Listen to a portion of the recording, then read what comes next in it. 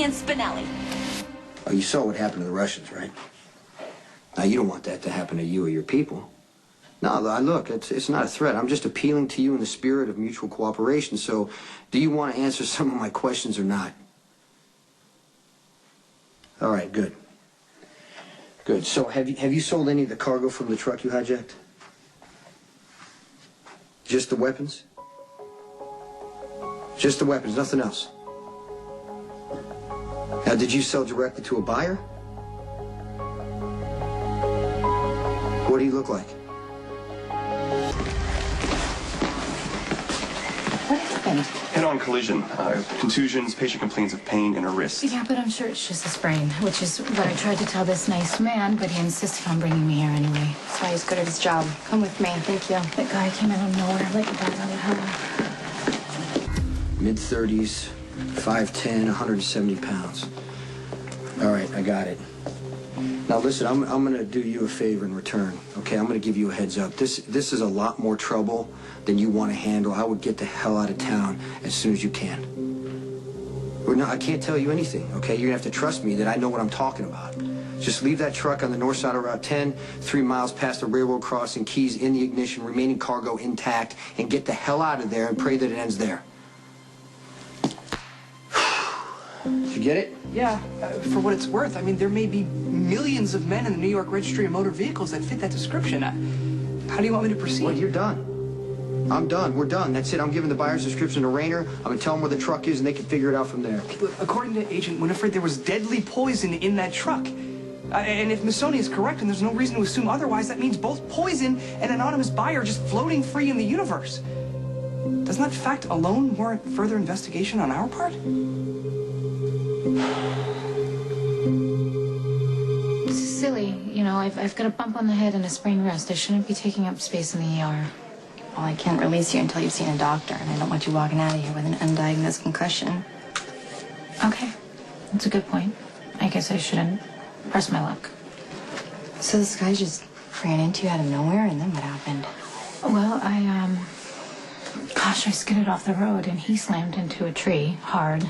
I just, I wouldn't bet on his chances of survival. Truck. And you're going to find it north side of Route 10, 3 miles past the railroad crossing. The cargo? Some of the weapons are sold, but what you're interested in went to a white male, mid-30s, 5'10", 170 pounds. That's it? That's nothing. What, do I have to question these hijackers myself? Get a better description? Are you kidding me? You don't see my problem here? You picked these guys up 10 minutes after they'd given me information? This is ridiculous. You know what? Why don't you just save us all a lot of time right now and put a target on my back? Sam was involved in a car accident, head-on collision. She has a bump on her head. Well, you should see the other guy. He's here? Yeah, he's in trauma 1, so he hit you? Yeah. I'm really hard. I think he was going way too fast for the weather conditions, if you ask me. Well, he's going to pay for it with serious internal bleeding. He's probably going to need surgery. Can you stand by for scrubbing? Yes, absolutely. What are you doing? Examining you. Oh, okay, but Elizabeth already did this. Humor me, Sam. Okay. So, how's the family? Emma is amazing. Follow my finger. Seeing the world through her eyes is, well, it's eye-opening. What about Robin? Robin. Well, that's a different story. I love Robin and Emma more than I ever thought possible, and just tell me if I'm crossing the line here, but you had emergency C-section a few years ago, so you would understand. See, it's taken Robin quite a while to recover. Oh, gosh. I mean, I honestly don't remember the operation at all. The pain of losing my daughter sort of took over. I'm sorry, Sam. I should have never said anything. No, don't worry. There's no harm done. I actually think I get what you're trying to say. And you're really worried about Robin. I give you the truck. I give you the description of the guy that you're looking for. You feds are so smart. You figure it out. I don't have time to run off on a wild goose chase following nebulous leads. I need to find this guy now. What do you want from me? I've done everything I can to help you. You have no idea how serious this situation is. If I don't find that cargo, this thing will get uglier than you can even imagine. Now, I understand your concern for exposure, and it is in my best interest to protect you as a source. So I will promise you this much. At some point, I will find some innocuous reason to pull your guy in, and during the process of investigation, I will discover the hijacking.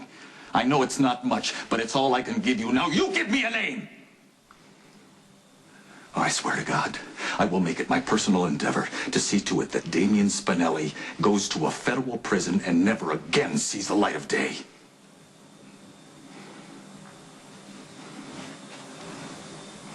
Sandy Missoni. Biker gang. Satan riders, they deal in arms. They took the military weapons and passed through the black market. Let me just clarify something, all right? This is where you're gonna find them. Good luck. Your assistance on the Equinox problem does in no way alter our original deal. You will provide us with enough information to secure conviction against Anthony Zaccara on RICO violations and preferably murder. I'm working on it. And keep the violence to a minimum. Zacara's no good to us dead. We want to publicly try and convict that man. Alive, he's a high-profile get. Dead, he is a useless corpse.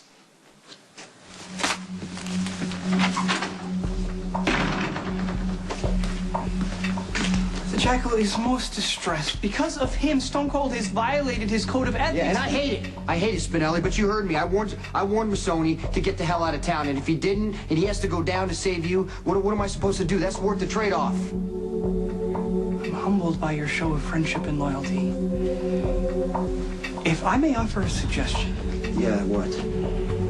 Perhaps it would aid Stone Cold's cause if we were the ones to find the mysterious buyer of the contraband cargo.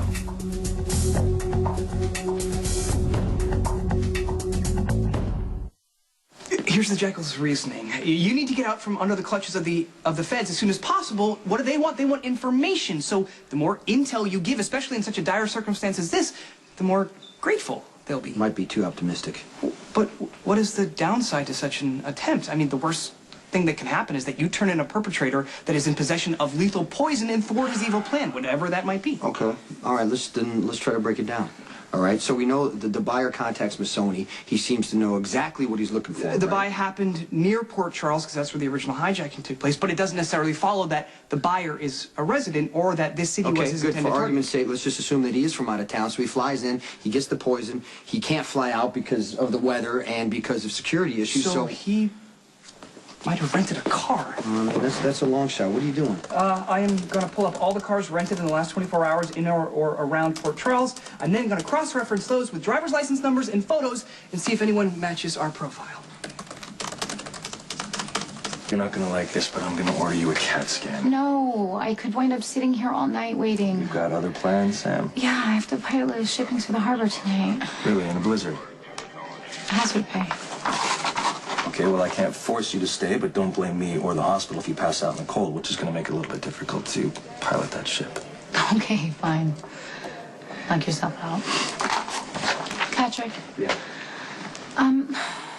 You asked what happened with my C-section, and I know my situation was completely different than with Robin's. I mean, her baby did live, and mine died.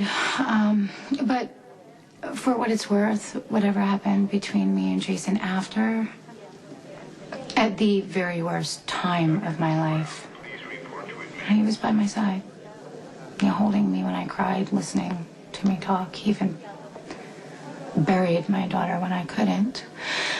So I'm just saying that knowing that I had that, someone who loved me, if you can give Robin that, sustain her the way Jason did me, I think that's all she'll need. I mean, it'll get her through it.